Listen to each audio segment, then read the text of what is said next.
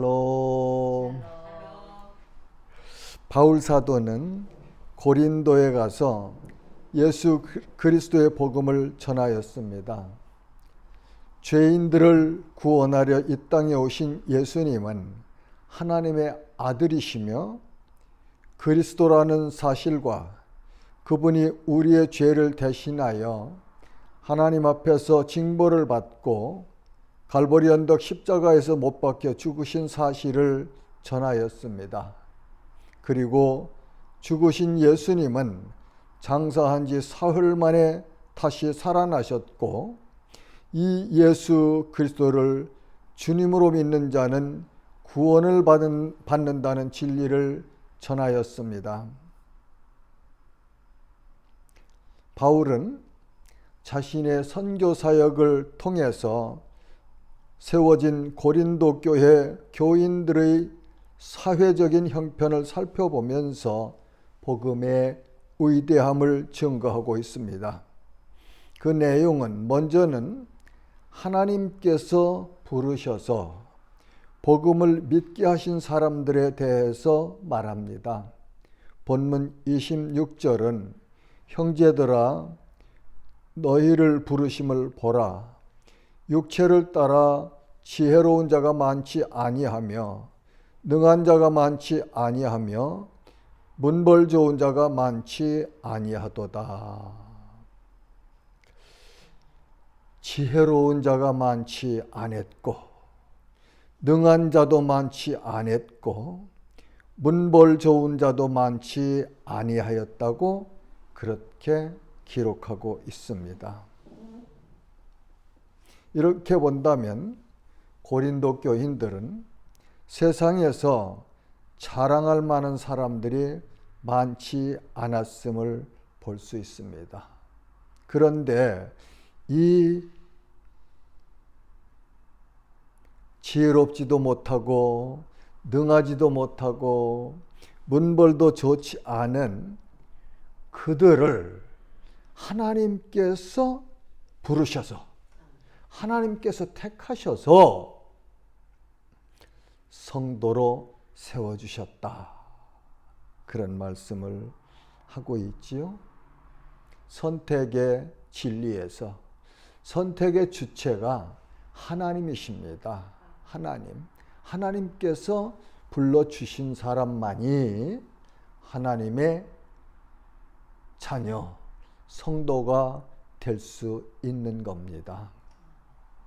본문 27절에서 그러나 하나님께서 세상에 미련한 것들을 택하사 지혜 있는 자들을 부끄럽게 하려 하시고 세상에 약한 것들을 택하사 강한 것들을 부끄럽게 하려 하시며 그렇게 기록하여 주셨죠. 여기서 보면은 우리 본문 말씀에서 보면은 하나님께서 택하사 하는 말씀이 3번이나 거듭 강조되면서 기록되어 있어요. 그 말씀은 무슨 의미입니까? 성도를 택하신 분은 하나님이시다. 그러니까 택하심의 주권이 하나님께 있다 하는 것을 우리에게 알려주고 있지요. 저는 이 유튜브 방송을 시작하면서 그런 마음으로 시작했습니다. 이젠 나이가 먹어가니까 기억력도 자꾸 감퇴되고요. 또 말도 어눌하고 그래서 말 잘하고 이렇게 설교를 잘하는 다른 목사님들하고 비교하면은 나는 안 해야 맞는 그런 입장입니다. 그런데 왜 시작했느냐? 나는 내 스스로 내게 질문하면서 답하는 것이 나이 먹으면 복음 못 전하느냐? 아니야, 전할 수 있어. 나이 먹으면 성경 못 가르치느냐? 아니야, 가르칠 수 있어. 늘 저는 제게 질문하면서 그렇게 대답을 합니다. 그러면서 이 유튜브 방송을 통해서 흩어져 있는 저 소외된 지역에서 외롭게 사역을 하는 사역자들과 그리고 교회가 마땅치 않은 지역에서 하나님을 믿으며 외롭게 예배하는 그런 성도들에게 제가 알고 있는 분들이죠. 이 동영상을 통해서 작은 위로라도 할 수 있다면 나는 참 가치가 있다 생각하고서 시작을 했습니다. 뿐만 아니라 제가 얼마나 이 유튜브 방송을 통해서 설교를 방영할지 모르지요. 그러나 제 생각에는 단 한 영혼만이라도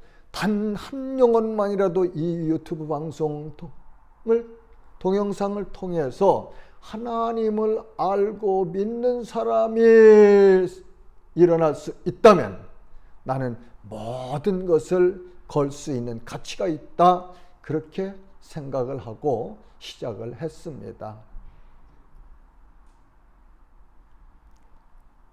성도의 존재가치 참 존귀한 거죠. 존귀한 겁니다. 세상에서는 지혜가 부족하고 연약하고 문벌도 좋지 아니하고 그렇지만 하나님께서 택하셔서 부르셔서 그분의 자녀를 삼아주셨다는 이 엄청난 은혜는 우리 성도들에게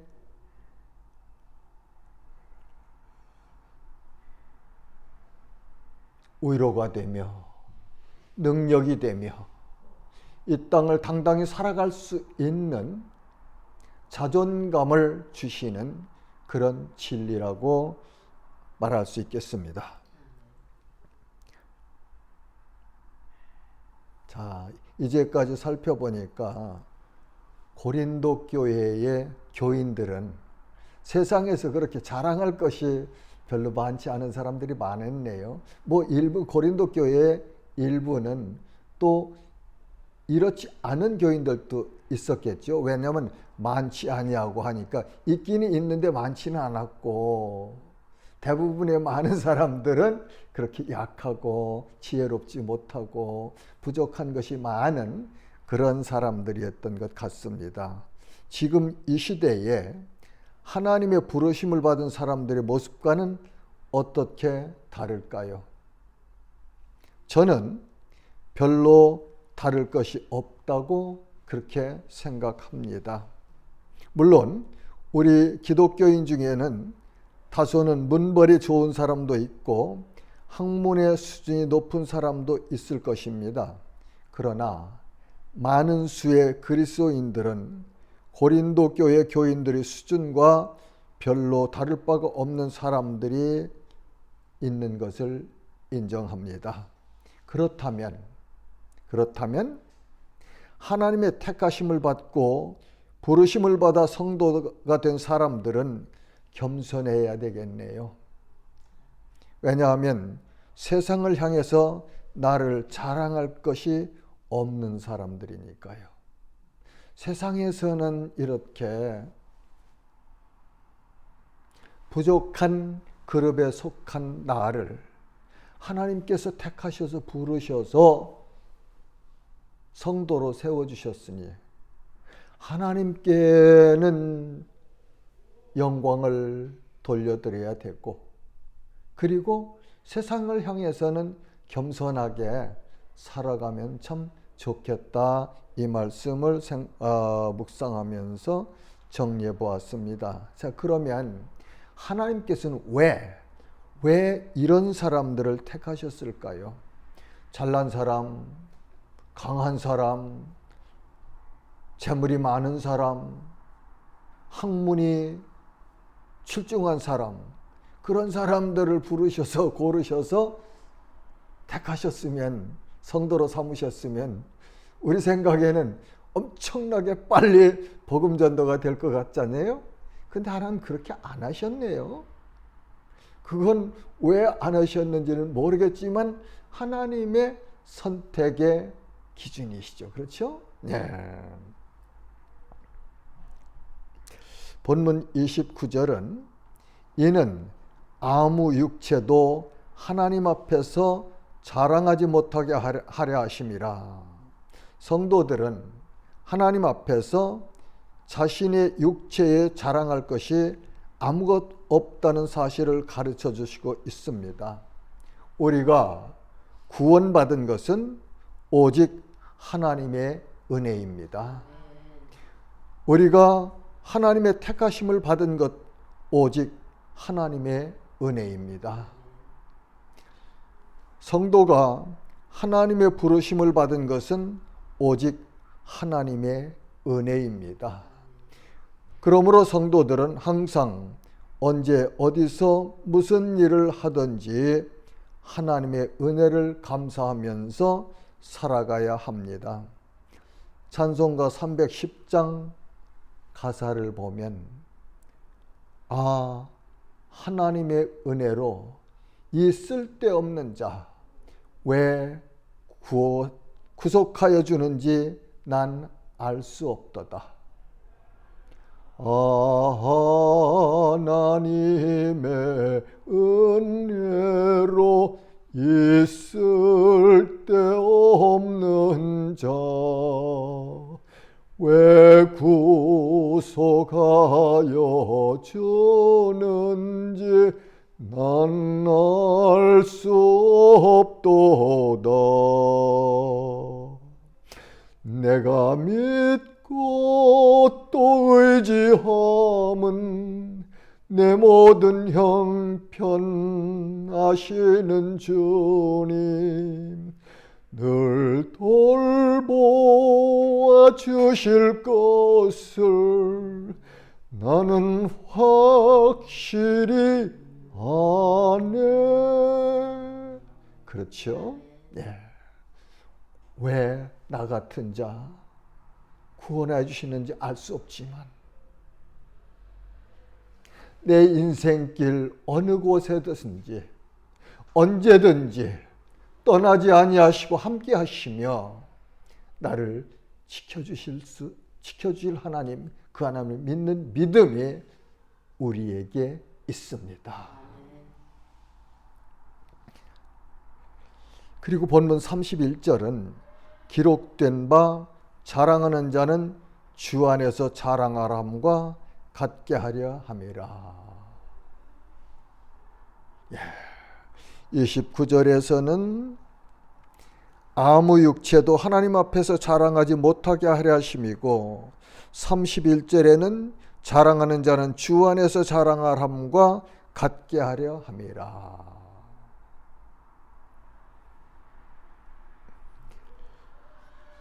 자, 그러면 하나님께서는 이렇게 연약한 자들을 택하셔서 구원하셨는데 그 선택의 방법이 무엇일까요?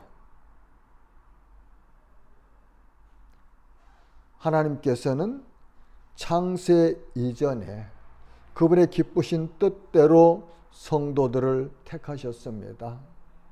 제 딸이 대학 다닐 때, 그러니까 초등학교 학생 때부터 교회 다녔어요. 그렇죠? 그런데 대학 다니면서 은혜를 받고 가끔 질문합니다.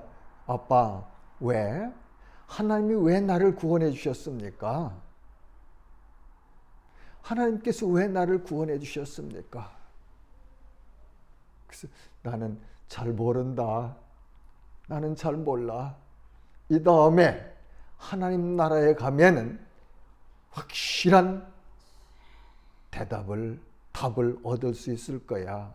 근데 성경에서는 이렇게 말씀하시더라. 그렇게 하고 제가 가르쳐준 말씀이 에베소서 1장 4절에서 6절 말씀, 곧 창세전에 그리스도 안에서 우리를 택하사 우리를 사랑 안에서 그 앞에 거룩하고 흠이 없게 하시려고 그 기쁘신 뜻대로 우리를 예정하사 예수 그리스도로 말미암아 자기의 아들들이 되게 하셨으니 이는 그가 사랑하시는 자 안에서 우리에게 거저 주시는 바 그의 은혜의 영광을 찬송하게 하려는 것이라. 아멘. 하나님께서 이 세상을 창조하시기 이전에 그리스도 안에서 그분의 기쁘신 뜻대로 우리를 택하셨다고 하시네요. 예. 그리고 우리에게 원하시는 것, 우리에게 주신 사명은 하나님의 은혜의 영광을 찬송하게 하려 하는 것이라. 이사야서 43장 21절은 이렇게 말씀하십니다. 이 백성은 내가 나를 위하여 지었나니 나를 찬송하게 하려 함이니라. 하나님의 백성은 하나님을 찬송하게 하려고 지으셨다, 택하셨다, 부르셨다, 구원하셨다, 그렇게 말씀하시죠. 베드로전서 2장 9절 말씀입니다. 그러나 너희는 택하신 족속이요 왕같은 제사장들이요 거룩한 나라요 그의 소유가 된 백성이니 이는 너희를 어두운 데서 불러내어 그의 기이한 빛에 들어가게 하신 이의 아름다운 덕을 선포하게 하려 하심이라. 아멘. 너희는 택하신 족속이요 왕같은 제사장들이요 거룩한 나라요 그의 소유가 된 백성이니. 존재예요, 성도에.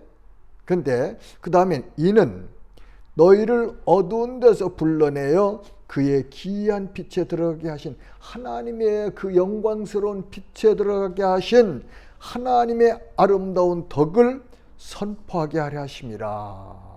그렇게 우리를 택하시고 부르시고 구원하신 목적이 있다고 가르쳐 주십니다. 놀랍지요?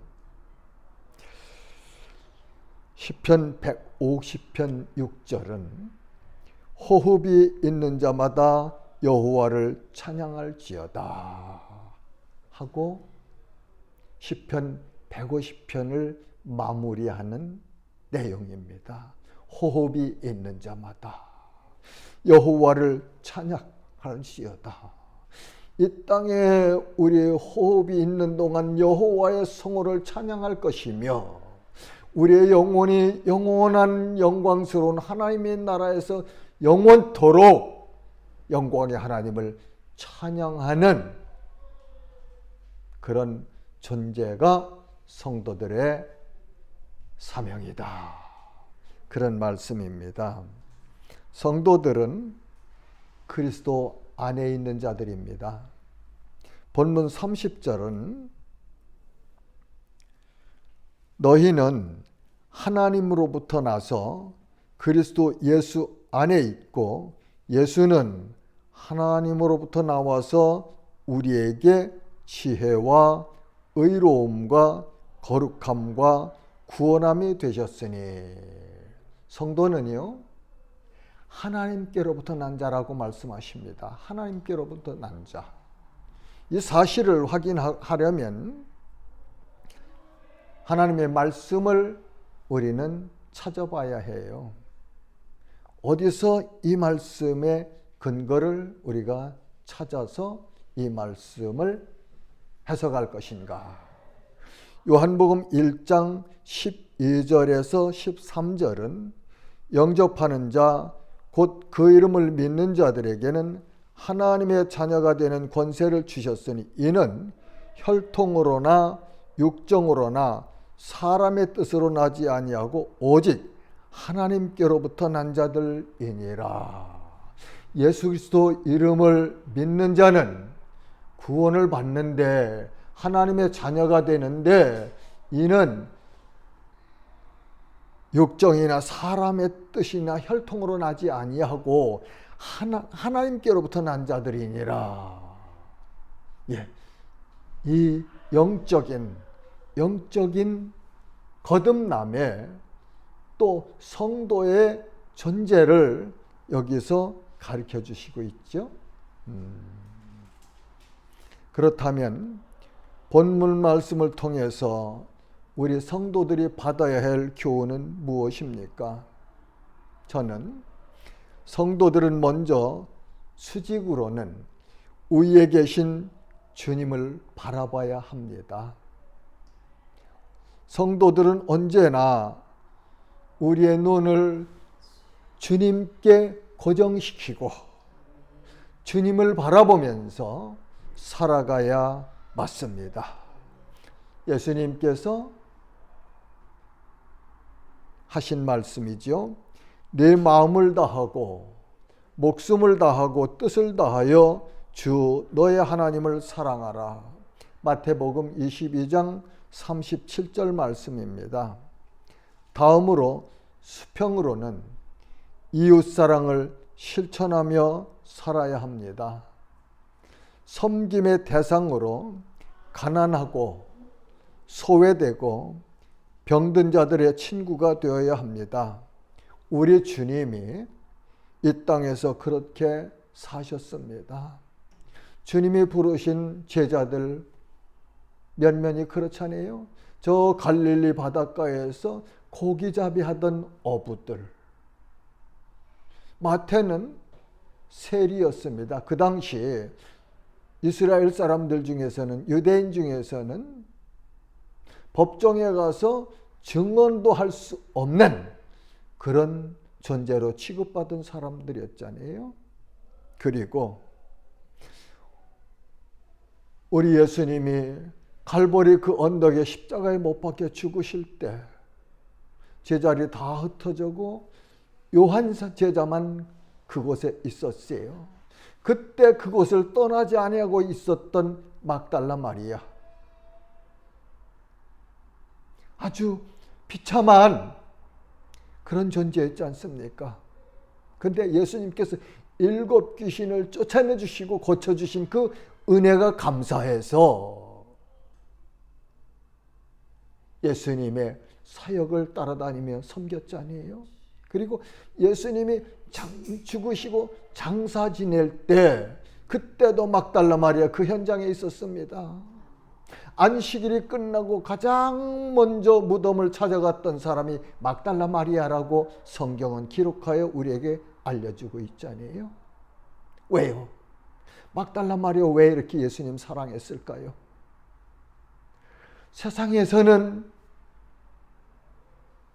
그 누구한테도 인정받을 수 없는 비참하고도 참 그런 어려운 환경 속에 있는 그를 주님께서 고쳐주셔서 남들처럼 똑같은 동등한 환경에서 이 땅을 살 수 있도록 베풀어진 은혜가 감사했기 때문에 그는 자기 모든 것을 다 버리고 예수님의 사역을 돕고 예수님을 섬기는 그런 삶을 살았던 것을 우리는 알 수 있습니다. 예수님은 그렇게 가르쳐 주십니다.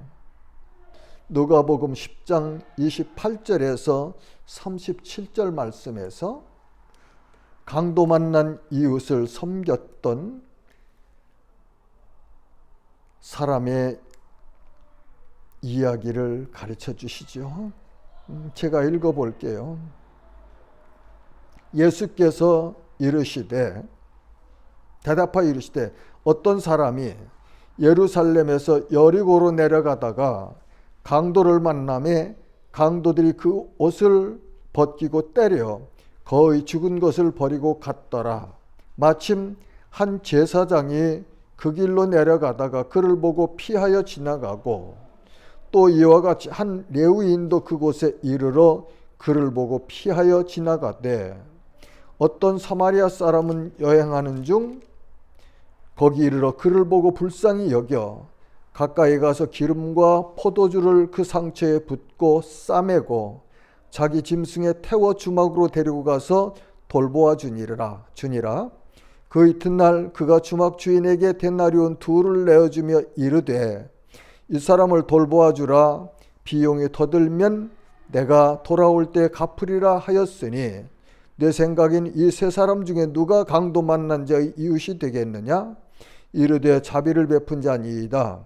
예수께서 이르시되 가서 너도 이와 같이 하라 하시니라. 또한 마태복음 25장에는 세 비유의 말씀이 나옵니다. 그런데 25장 31절부터 쭉 보면은 46절까지 보면은 예수님이 자기 영광으로 모든 천사와 함께 올 때에 자기 영광의 보좌에 앉으리니 모든 민족을 그 앞에 모으고 각각 구분하기를 목자가 양과 염소를 구분하는 것 같이 하여 양은 오른편에 염소는 왼편에 두리라. 그때에 임금이 그 오른편에 있는 자들에게 이르시되 내 아버지께서 복받을 자들이여 나와 창세로부터 너희를 위하여 예비된 나라를 상속받으라. 양들은 이미 창세 전에 정하셔서 나라를 상속받을 수 있는 존재라고 가르쳐 주시네요.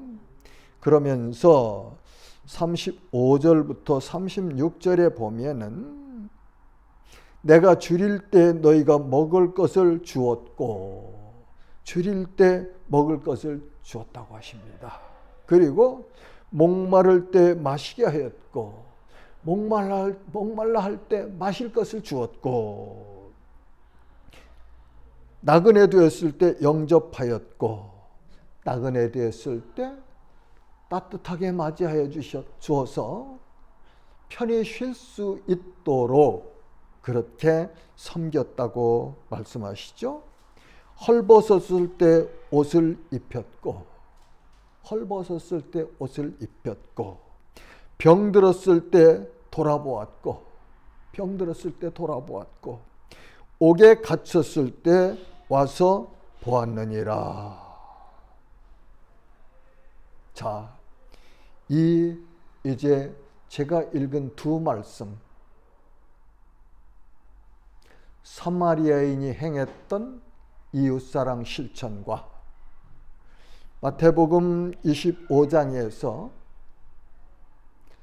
가난한 우리 이웃의 삶의 현장에서 만났던 이웃들에게 한 것을 주님은 그게 곧 내게 한 것이다, 그렇게 말씀하셨거든요. 그렇다면 제 삶과 성도인 우리들의 삶과 성도들의 모임인 교회의 현실을 보면은 여러분은 어떻게 생각하십니까? 이 말씀처럼 살고 있습니까? 나는 조금 예수님의 가르치심과 우리들의 삶의 모습은 거리가 많이 있다고 인정합니다. 제 삶에서. 여러분들은 어떠신지 모르겠습니다. 저는 그렇게 생각해요. 돈 많고 권세 있고 잘났고 잘 나가는 사람이 오면은 어떻게 할 줄 모르면서 그저 잘 환영하고 맞아들이는데, 남루하고 옷에서 땀 냄새 나고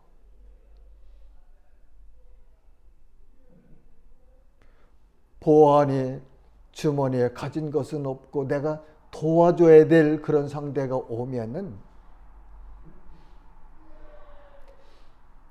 우리가 어떻게 대하고 있습니까?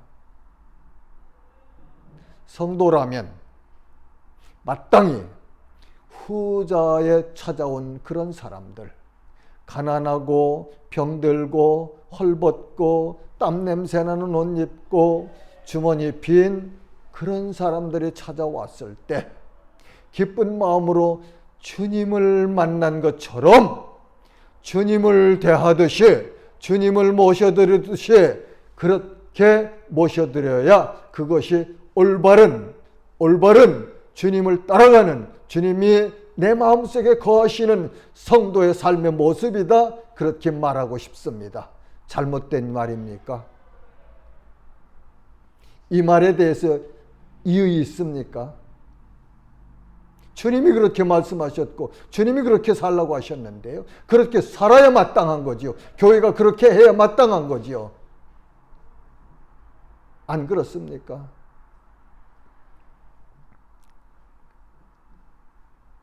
야고보서 2장 5절부터 7절에는 이렇게 말씀하십니다. 내 사랑하는 형제들아 들을지어다. 하나님이 세상에서 가난한 자를 택하사 믿음에 부유하게 하시고 또 자기를 사랑하는 자들에게 약속하신 나라를 상속받게 하지 아니하셨느니라. 가난한 자들을 택하셔서 믿음을 부유하게 하시고 또 자기를 사랑하는 자들에게 약속하신 나라를 상속받게 하셨다. 그런데 너희는 도리어 가난한 자를 업신여겼도다. 부자는 너희를 억압하며 법정으로 끌고 가지 아니하였느냐. 그들은 너에게 대하여 일컫는 바 그 아름다운 이름을 비방하지 아니하느냐. 정리하겠습니다. 성도는 하나님께서 택하시고 의롭다 하신 사람입니다. 세상이 뭐라고 하든,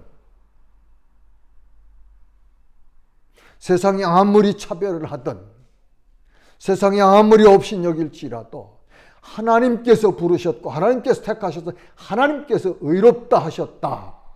나는요, 이 한국에 와서, 이번에 와서 너의 내 마음속에 각인하는 것이, 그렇지, 교회에서 직분자들을 세울 때 환경 보지 말자.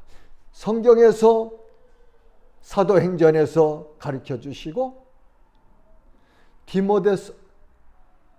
디모데후서죠. 디모데후서에서 가르쳐 주신 조건에 따라서 합하도록 직분자들을 세워야 되겠다.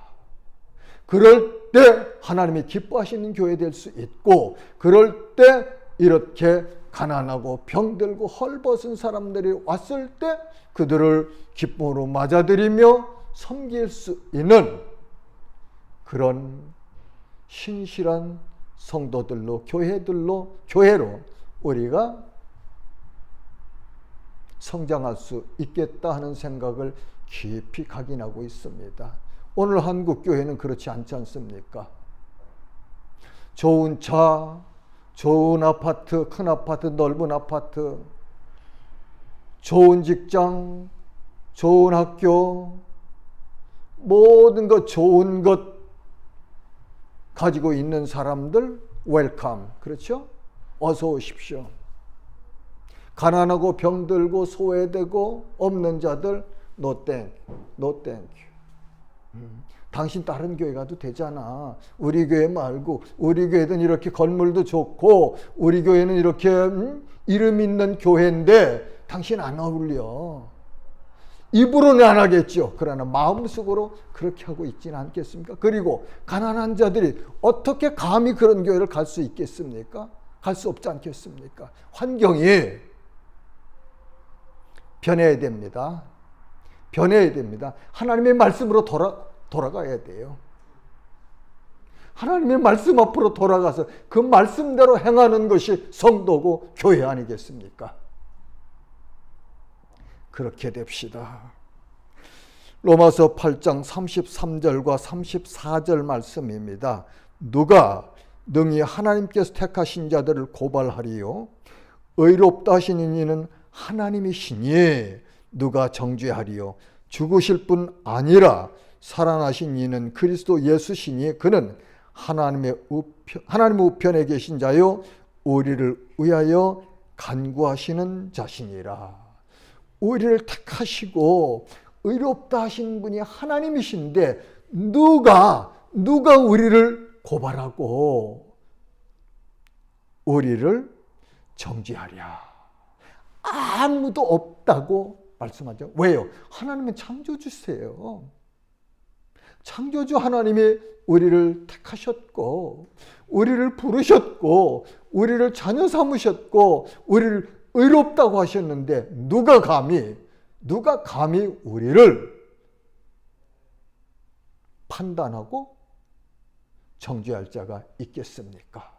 이것이 성도의 정체성이에요.